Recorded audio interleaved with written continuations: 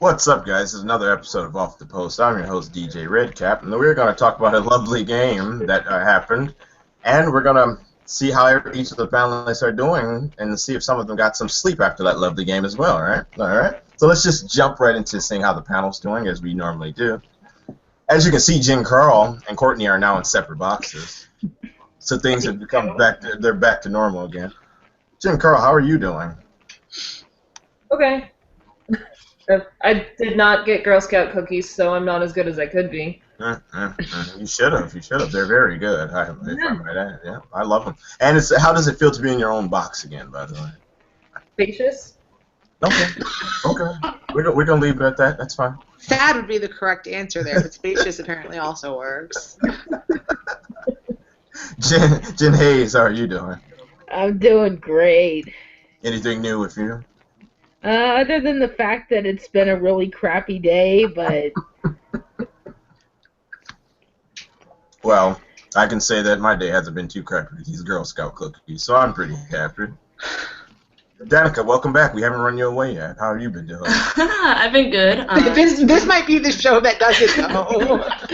Like, all right, bye. No, I've been good. It's really great weather right now, so that's really nice. It's not outside, but it's great.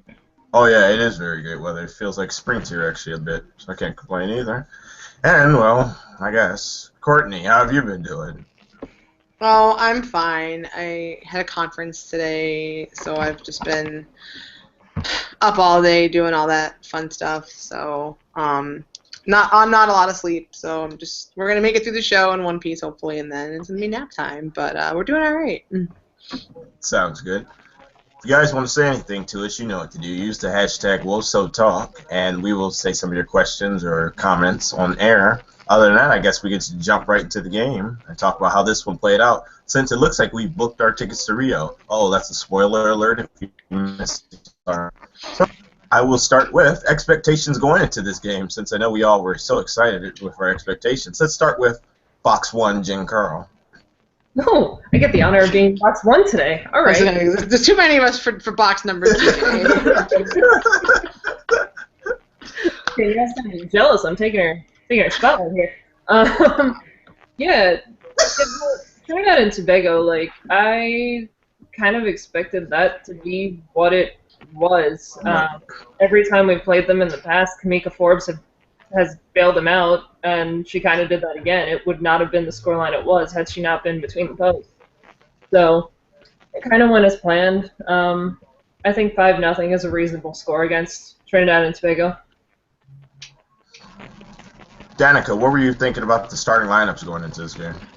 I was expecting it to be pretty similar to what we saw at the beginning of the tournament. I was glad that KO was in. I was surprised that Krieger wasn't, but I think I liked seeing O'Hara in there. I'm just glad Hinkle wasn't, so that was exciting. I liked seeing Pugh. I was initially kind of surprised by it, but it's exciting to see such a young blood actually getting a chance to do something. So I liked it. It was what I kind of expected with just a couple surprises, I guess. Yep. I guess I'll go to the Hinkle expert after that. Jen Hayes, you think this would have been a good game for Hinkle to play in? Oh, God. You know, it pains me to say it, but with there being no safety net, if we lose, we're not going to the Olympics. I was not sad that she did not start. You know, this is a game where we needed the experience. You know, and we got that for the most part, a couple of exceptions notwithstanding. So, you know, it was fine. It was a pretty good lineup. Again, pretty much what I expected for the most part. So, yeah, I can't really complain. I think Ellis got this one right. Yeah, I feel the same way. I didn't have any complaints about the lineup. I liked how it looked for the most part, and it was just another one of those ones where I don't know. I really haven't been able to complain much this whole tournament about who she's been playing for the most part. I've agreed with her. I mean, they've been getting decent, well, amazing score lines in each of these games too. So I mean, I'm not gonna bash her for a lineup, especially after the fact now. So let's jump to the first half. We'll start with you, Courtney. What were your thoughts about the first half? I think that some of the first half, I think some of the first half was like, it almost seemed a little bit unsettled, and I'm not sure if that was just like everyone kind of just getting back to, like, most of us didn't start last game or, like, didn't play or something like that. And there were some still new personnel changes. But, I mean, overall, like, I mean, I feel like it's kind of what we expect from the U.S. now. Like, it wasn't – they played a good game. I think, Trinidad, they didn't score, like, immediately, right away, like some people probably may have been expecting, because they have kind of been in the past against lesser opponents. But I think it was – like, I think it was a good first half. Like, I enjoyed watching it. I think that it was entertaining. I think that sorry, there's a lot of my brain is, like, half working today. I mean, like I said, it started off kind of a little bit shaky, I think, but, like, they got into their groove really quickly and, like, made a lot of good there's a lot of good things, passing, things like that. I'm trying to think. Just to kind of go back to lineups a little bit, because I know you didn't ask me that, but just to kind of comment on, like, Yeah. I mean, I understand sitting Krieger because, like, she played pretty much, like, the whole tournament so far, but I would honestly, seeing O'Hara, I mean, I think Kelly O'Hara can play anywhere, and I think that she has shown that many times, and I think she had some good play from the right side. I'd prefer to actually see her not play on the right side with Klingenberg, but I would like to see probably her and Krieger play. I think she's better on the left side anyways, but I mean, all in all, I think people wanted to see her get more time in the tournament, and she has done really well with the time she was given, this game included. So I think it was really a solid first half. And then I kind of have a hard time sometimes with Pew. Like, I was trying to, like, not – like, I wasn't necessarily right on the Pew, like, is amazing, like, train, but she just continues to be amazing, and I think she had a very solid first half also. Her passing and things like that, and, like, the way she moves on the ball is incredible. So, solid first half. Yeah, one thing with Pew, I guess, not you said it about being on her train. It's one of those things where I noticed over the years when a new player is usually introduced, especially if they scored or something, everyone would jump on board with that player immediately and fall in love with that player. And I'm trying to take my time with her and not just jump on, even though, like I said, she keeps blowing us away every time. She's playing good every time, so it's kind of hard to just hold back. But I'm going to wait. I'm going to be patient. And even though naturally, I bet you if you go on any of the social media, there's people that are just probably pegging her to be the next superstar, like right now even. So, Danica, your thoughts on the first half? Yeah, I think I would agree with what's been said so far. Although the field was so wet, and I feel like people kept on slipping, and initially I was like, what's going on here? Which is completely side note. But yeah, I think initially it was kind of just getting back into the groove of it, but people kind of got it together. There were a couple times when I feel like the goal was just, like, wide open, and we didn't get it. Like, oh, come on, you were right there. But yeah, continuing with the Pew thing, yeah, I think she did a good job. When she first did that pass and just completely missed Morgan and Lloyd, I'm like, what are you doing? And then Heath were there. I was like, oh my god. So I'm still not really sure if she did that on purpose or just Heath happened to be, like, following, like, a good run. But I'm going to say that she did it on purpose, because it obviously worked out well. I liked Horan. She is doing some really nice little trick moves, or moving the ball well. So I liked it. All right, let's. Sorry, Yep. I was gonna say, can I go back to? There was a couple people I didn't touch on in the first half. Sorry, my brain's kind of still functioning, but Danica just mentioned, like, Lindsay Horan. She's someone who I also have been kind of, like, iffy about, but I think I mentioned, like, O'Hara doing well, and I think all, like, Pew, Horan, O'Hara. I like Tobin Heath's goal was, like, excellent. I think they all really played a great role in that first half, from, like I said, O'Hara's service to Horan. Like I said, I think Horan sometimes is hit or miss, but when she is hit, she's done well, and she got that assist on Morgan's goal, and I just realized there are people I didn't comment on. That's really just wanted to say that I thought she had a really good at least half, and I know some people don't really. I'm not really on the Horan train either, myself being one of them, but credit where credit's due. This is one of the games that I think she had a really good game. Yeah, I think I'll talk a little bit more about Horan and O'Hara at the end of the show. We're done, just my opinion about those two. But let's move along. Jen Hayes, your thoughts on the second half? Thoughts on the second half? Well, it was pretty much. I would categorize the whole game as a professional performance. I saw that, thrown around once. I'm like, yep, that hit the nail on the head. It was professional, No theatrics from either team. Well, except for that should have been a red card. On what was it St. Louis that tackled JJ and only got a yellow? That's as I kept seeing that foul. I'm like, how is that only a yellow? You know, not going for the ball, you completely taking JJ out. If it had been in the group stage, oh, she would have been tossed in a heartbeat. So, yeah, a little iffy on that. There were some players who kind of disappointed me. I think Pugh was really amazing in the first half, but I think because she's so young, she doesn't really have the stamina to play that style for, more than 45, 50 minutes. And by the time she came out, it's like, yeah, she's done. She's ready to go. Needs some fresh legs in there. I think, and another player that kind of disappointed me, even though she did have a pretty good run on for the opening bowl, I thought Tobin Heath was kind of off. Passing wasn't really there. She was doing a lot of the old Tobin stuff of dribbling into three defenders and losing the ball. So not really my favorite Tobin performance. And probably the worst, probably the one player that was the worst, though, even worse than Tobin, Carly Lloyd.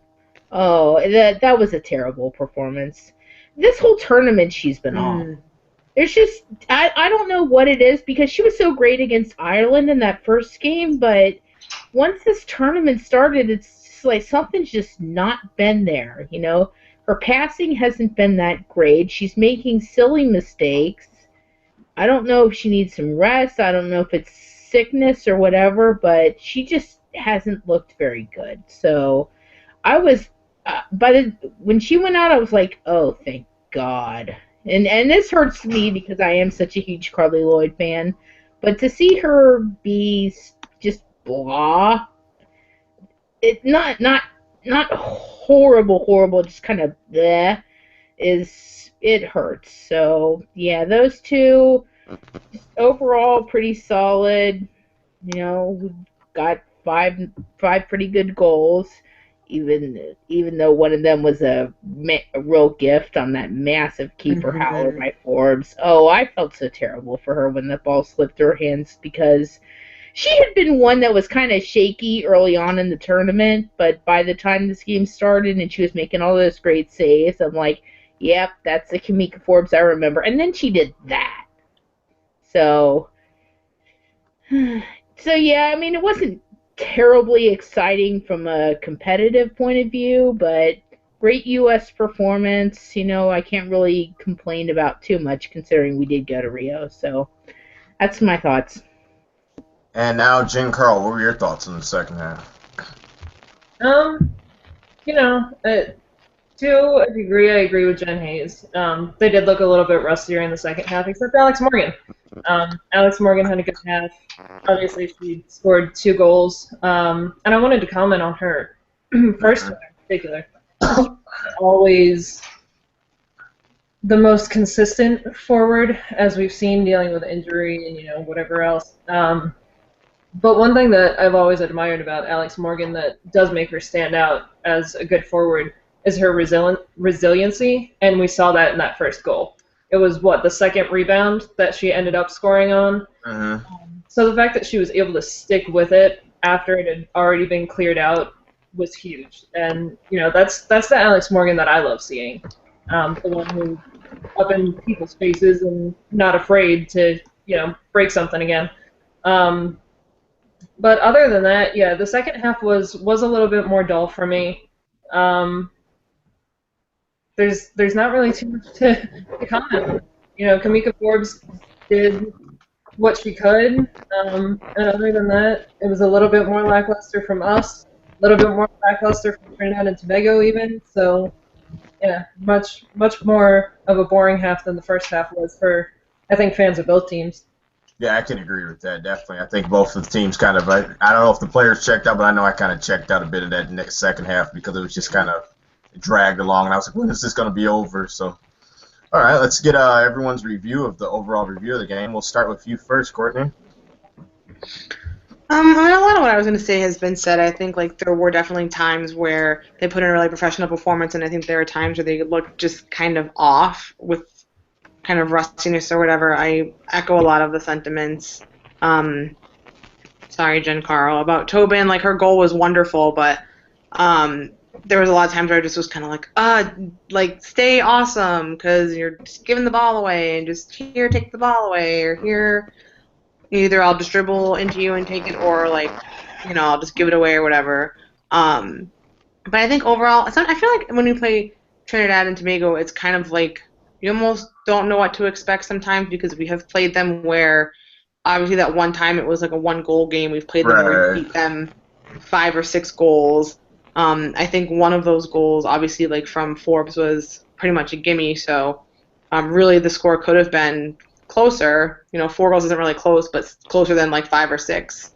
I think it's interesting. I think Trinidad and Tobago overall in this tournament have played fairly well.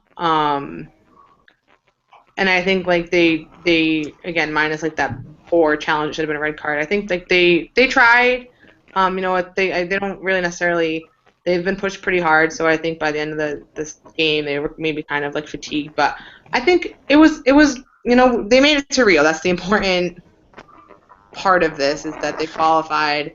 There weren't really too many things that I think we're super concerned about. Obviously, we mentioned like there were some rough spots here and there, but nothing that I think anyone needs to be super concerned about, and that's always a good thing. So I think overall, it was a good game. Like I said, second half kind of dragged on. It was like, is the game over yet? But they can't all be incredibly entertaining, and I was happy to see Alex Morgan get a hat trick. I'm not the biggest fan of her, but credit where credit's due. Sometimes she struggles, like Jen said, and it was nice to see her kind of just really like put her head down and have a good game.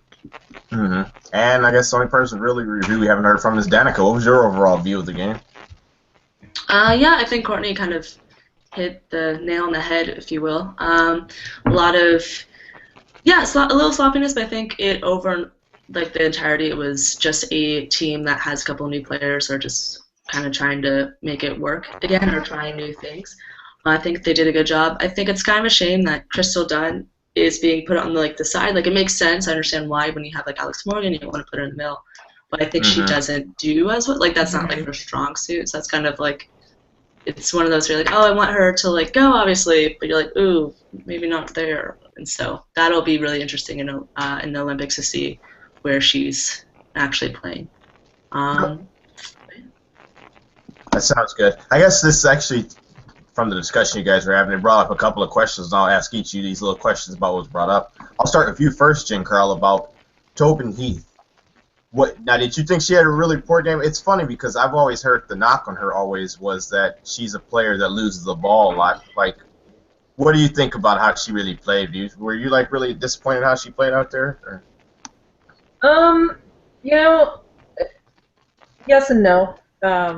I always love to see Tobin Heath do really well. I love to see all of our players do really well, but especially Tobin Heath. So for me, she scored that goal and it was great. It was her 13th international goal.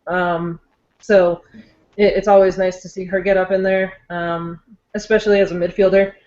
But I feel like at a certain point they gave themselves a nice cushy lead, and so all of them as a unit kind of took their feet off of the gas a little bit. And at that point, Tobin did go back to being, a little bit more careless with the ball. She made a couple of errors that were unnecessary.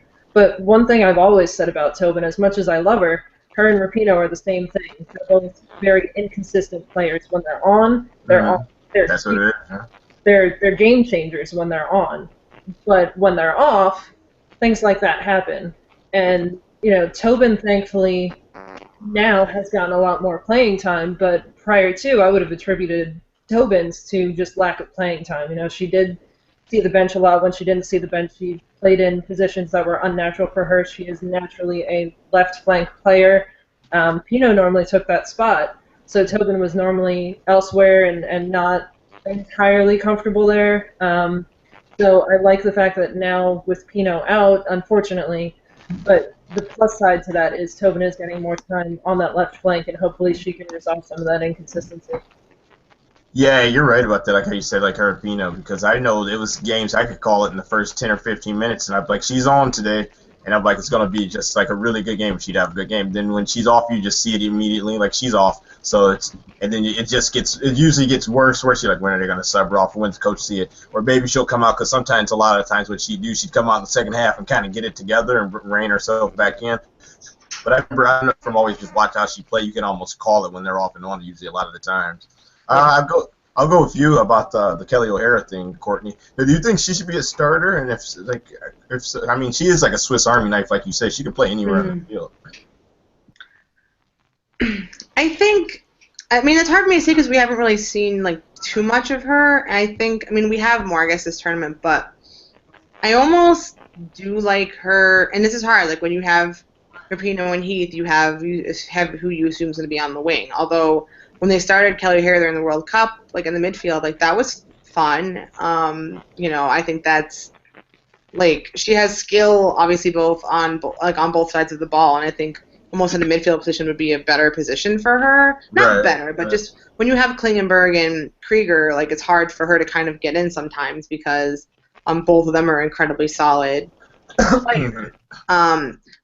Klingenberg, I haven't been real impressed with Klingenberg during this tournament. Really, she's had a lot of games from just kind of like, Yeah. So which is why I said I would have liked to have seen Krieger and O'Hara. Like I would have, instead of having O'Hara come in for Krieger, I would have liked to have her come in for Klingenberg. But I think again more of that was just that Krieger has played a lot and has not had a lot of rest this tournament. She played the whole game with like the kids against Puerto Rico and was like one of the few players to do that. So, and then had played really a lot in the other games. So, and that was more of a rest thing. But I would like to see the two of them play together. I said that even before the World Cup. That we see something that we would see often was O'Hara and Krieger playing and like the outside backs together. And I think I like that, but. I don't know. I guess that's kind of the conundrum is that, like, where do you put Kelly O'Hara? Right. She certainly has performed very well in the games that she's played. It's kind of like where does she fit in? And then who do you take off for her and how I guess you kind of, I don't know. So it'll be interesting to see what happens with her. I definitely, the other option is throw her in the midfield potentially, but like I said, she's played really well this tournament, so maybe that makes a case going forward to get more playing time, and we'll see kind of what happens with that. But she has, really had a good tournament. So, again, like I said, I prefer Krieger as right back, so if I would want to put her anywhere, I'd put her in for Klingenberg. But Ellis really likes Klingenberg, and Klingenberg, I just call her Klingenberg. Klingenberg. Alice really likes Kling, so the chances of that happening, I'm not really sure. So I guess we'll just have to see what happens. But she has played really well on the last couple of games that she's been in. Yeah, it's always been weird with Kelly O'Hara because she's a player that is really good, and you see she should be out in the field. And even during the World Cup, when she finally got the chance to play, you've seen she was like one of the biggest impact players. Probably changed the World Cup around for us with some of the when she was out there against, I think it was China and stuff, like some of those games she played in. But it's just like she never knows like where do you play her and who do you take off. And then also, I guess I always started feeling like if you really don't know, but she at times feels like she's in the Ellis way is to keep her in the doghouse. Hashtag the Ellis way.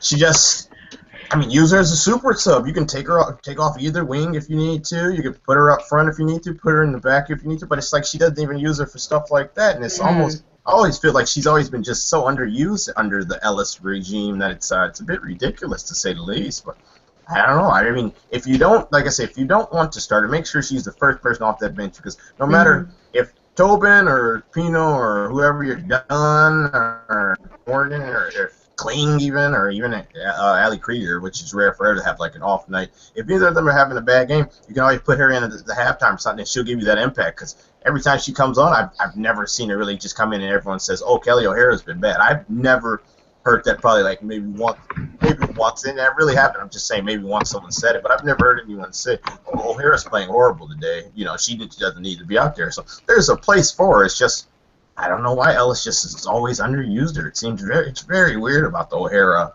predicament. So tell us what you guys think about that in the comments section, and we'll reply back to it, or just on Facebook or something. Other than that, guys, I think that's really everything.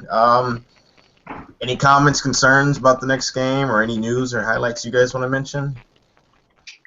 Well, I'll just say something. I think part of me was like secretly hoping that Costa Rica beat Canada, just because I really have been on board with Costa Rica this tournament. Like, I really think even since the World Cup, like, they didn't really have the greatest World Cup, but they had like a respectable showing for Costa Rica. I mean, having not been there before, and I think that they have a lot of potential, and I think they did really well in this tournament, and I was just pushing for them.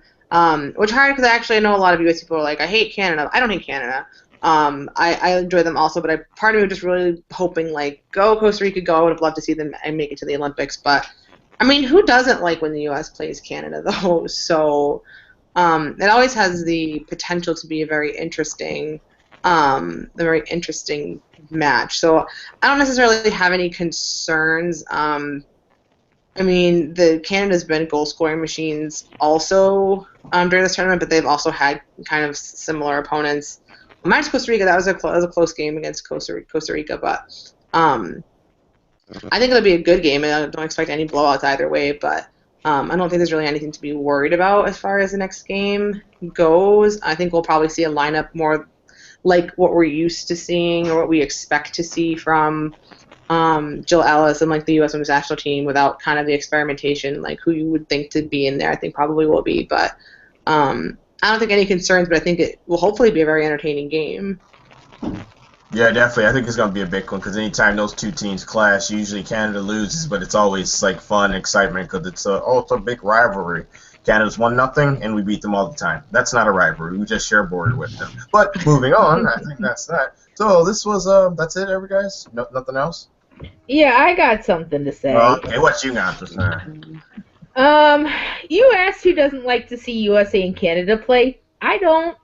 I hate when the teams play. I'm sorry, I hate when the teams play because I'm like Hope said, it's less of a soccer game and more of a wrestling American football game. That's never fun. You know, there's always a risk of injury when the two teams get together. Although I'm glad we got out of that semifinal without any yellow cards, because even though the group stage yellow cards are wiped out, if a player gets a yellow card in a semi and then in a final, they have to sit out the first game of the Olympics because it would carry. Yeah. The rules state that if a player gets two yellow cards in an official tournament, like qualifying or whatever, they have to sit out the next official game. That would carry all the way to the Olympics. So the fact that we didn't have anybody get a yellow card means we don't have to worry about that. Although I don't want to see anybody get thrown out. I think Canada had one yellow card. I'm not sure, so that's slightly concerning for them. You know, they might need to watch out for that. So I'm just hoping we get through the final with no injuries, nobody getting tossed, and a USA win. All right, well, sounds good. And that rule sounds wiggity whack, as they would say in the 90s. Well, I guess that's everything. So I'll wrap up the show. Yeah, we'll be back February 22nd, and we'll be talking about the final, and we'll be looking ahead at that tournament that I will not name, since I don't care for the name too much. Other than that, can I say one more thing really quickly? This is just for anyone watching out there who might be going to that tournament that we're not going to name, or just any women's national team game in the near future. Can we please make a new chant? Like, yes. And I'm not going to go into full rant because we're not doing rants, but like, just please make a new chant. Like, that's why I won't name that tournament, because it's based off that stupid. Yes. That's all I have to say. Since you mentioned it, I just want to touch on that. Like, just please, like, let's make a new chant. I believe 17 times in a game. Just let's make a new chant. Oh, it kills me. Oh, don't get me started. I'll start ranting on that. That's all. That's just a quick, like, since you mentioned that tournament that won't be named, just we should make it clear. On Off the Post, we're not saying that tournament's name the whole time, man. Oh, dude, I'm still angry now that she even we're in our own little Harry Potter. That tournament. The tournament will not. The tournament that shall not be named. We just call it the Four Nations tournament. Yep, that's the thing. So we're dubbing it the Four Nations. Like, even when we tweet out, we're gonna say the Four Nations tournament. You know, the World Powers tournament or something. Dude, you just got me mad by even mentioning that chant. But yeah, that's everything. No, it's fine. That's why I won't name it that. Well, this is another episode of Off the Post. I'm your host, DJ Redcap, and I'm kind of pissed. I'm going to go eat dinner now. I think we'll see you guys, probably in 2 days, so we'll see you shortly. Let's do that wave, and then we'll take off, guys. All right? That wave is happening. I don't know what